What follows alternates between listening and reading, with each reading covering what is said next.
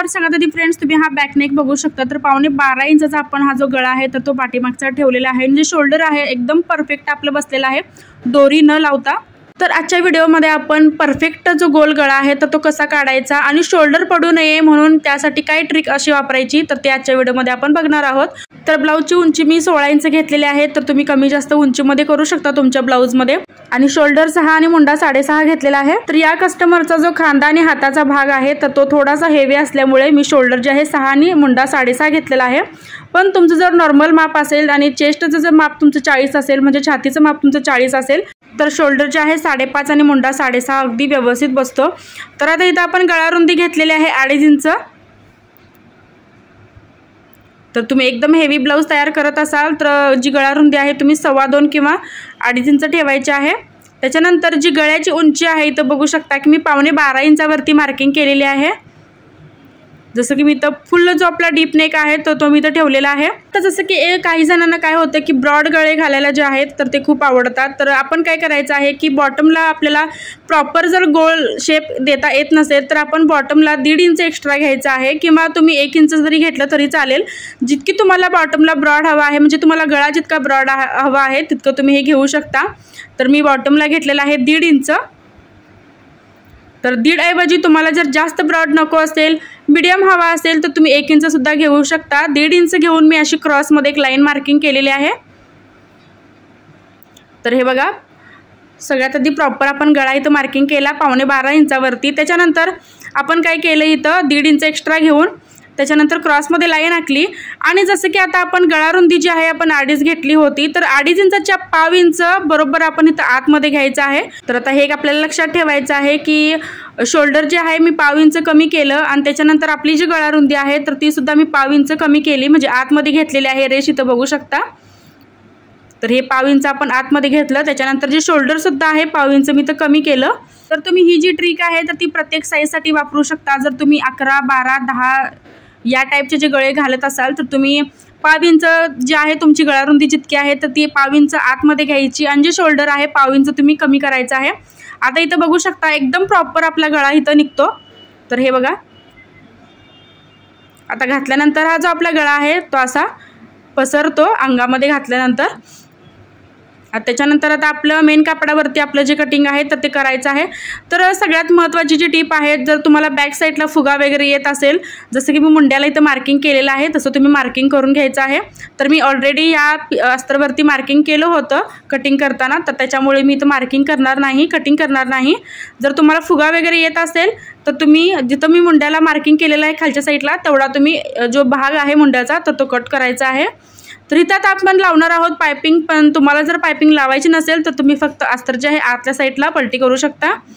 तर मी इथं गोल्डन कलरची पायपिंग घेतलेली आहे आणि पायपिंगला सगळ्यात आधी इथं छोटे छोटे कट्स द्यायचे आहेत।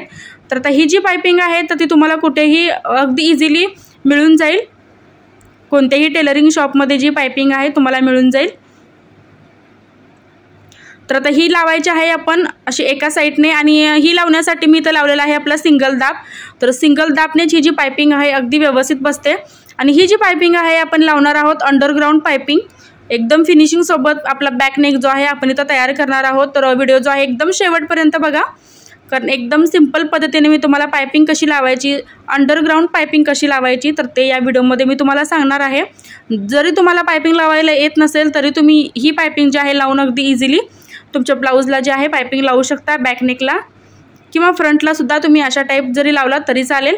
तर आता हा जो भाग आहे तो मी उलटा ठेवलेला आहे, म्हणजे सरळ कापडावरती आपलं जे मेन कापड आहे त्याच्यावरती आपलं जे अस्तर आहे तर ते असं उलटं ठेवलेलं आहे। तर बरोबर सेंटरला आपल्याला ही जी पायपिंग आहे तर ती घ्यायची आहे, आणि जी टीप आपण इथं पायपिंग जोडताना मारली तर त्याच टिपावरती बरोबर आपण ही जी टीप आहे तर ती मारून घ्यायची आहे। अगदी पायपिंगच्या किनाऱ्याला आपल्याला ह्याला टिप मारून घ्यायची आहे आणि सिंगल दाबनेच तुम्हाला लावून घ्यायची आहे, तरच ही जी पायपिंग आहे अगदी व्यवस्थित आणि परफेक्ट बसते। जर तुम्हाला पायपिंग खूप आवडत असेल तर तुम्ही इझिली रेडीमेड पायपिंग जे आहे आणून या पद्धतीने पायपिंग तुम्ही हाताला किंवा बॅक नेकला लावू शकता किंवा फ्रंटला सुद्धा लावू शकता। शिवाय ही जी ह्याचं जी फिनिशिंग आहे तर ते सुद्धा खूप छान येतं, कोणताही याचा एक सुद्धा धागा जो आहे बाहेरच्या साईडला अजिबात दिसत नाही। तर आता बघा मी लावून घेतलेलं आहे, त्याच्यानंतर एक्स्ट्राचं सगळं सेंटरचं जे कापड आहे पूर्ण मी इथं कटिंग केलं। तर छोटे छोटे आपण ह्याला कट्सही द्यायचे आहेत. तर आपण पायपिंग लावताना पण कट्स दिले होते आणि त्याच्यानंतर आता आपण पायपिंग लावून झाल्यानंतर कापडाला सुद्धा याला जे कट्स आहेत तर ते द्यायचे आहेत, जेणेकरून जो प्रॉपर आपला जो गळा आहे त्याचा जो शेप आहे तर तो व्यवस्थित दिसेल. तर आता आपण याच्यावरती मारून घेणार आहोत दाबटीप. तर दाबटीपसुद्धा मी अगदी पायपिंगच्या किनाऱ्याला मारलेली आहे, कारण त्याच्यामुळे जे फिनिशिंग आहे आपलं एकदम छान दिसतं. तर हे बघा, तर मी पायपिंग लावून घेतलेले आहे फ्रेंड्स. आणि जसं की आपण नॉर्मली आपल्या ब्लाऊजला टक्स मारतो तसे टक्स मारून घ्यायचे आहेत. आणि जसं की आतल्या साईडनं सुद्धा तुम्ही पायपिंग बघू शकता आणि बाहेरच्या साईडनं सुद्धा पायपिंग बघू शकता. एकदम परफेक्ट आपली इझिली जी पायपिंग आहे तर ती तयार झालेली आहे. तर फ्रेंड्स, आजचा व्हिडिओ तुम्हाला कसा वाटला हे कमेंटमध्ये नक्कीच सांगा. काही डाऊट असतील तर तेही तुम्ही मला कमेंटमध्ये विचारू शकता. आता नॉर्मल जसे आपण आपल्या बॅक नेकला टक्स मारतो तसे टक्स मारून घ्यायचे आहेत. आणि जे टक्स आहेत तर मी ते अर्धा इंचाचे न मारता अर्धा इंचापेक्षा थोडंसं जे कमी मार्जिन आहे शिलाईमध्ये तर ते घेत असतो. तर त्यामुळे मी बॅक पार्ट मध्ये जे आहे तर ते कोणतेही एक्स्ट्रा जे मार्जिन आहे तर ते अजिबात वाढवत नाही. तर अजून एक प्रश्न मला नेहमी कमेंट येतात की तुम्ही किती इंचावरती टक्स मारता. तर टक्सची जी रुंदी आहे तर मी ती 4 इंच ठेवतो आणि उंचीसुद्धा मी 4 इंच ठेवतो. जसं हाईटनुसार कमी जास्त जे टक्सचं मार्किंग आहे आपल्या होत असतं. तर अशा पद्धतीने आपण बॅक नेकला टक्ससुद्धा जे आहेत तर ते मारून घेतलेले आहेत. आणि जसं की तुम्ही इथं बघू शकता की अर्धा इंचापेक्षा सुद्धा थोडं जे कापड आहे मी टक्समध्ये इथं घेतलेलं आहे.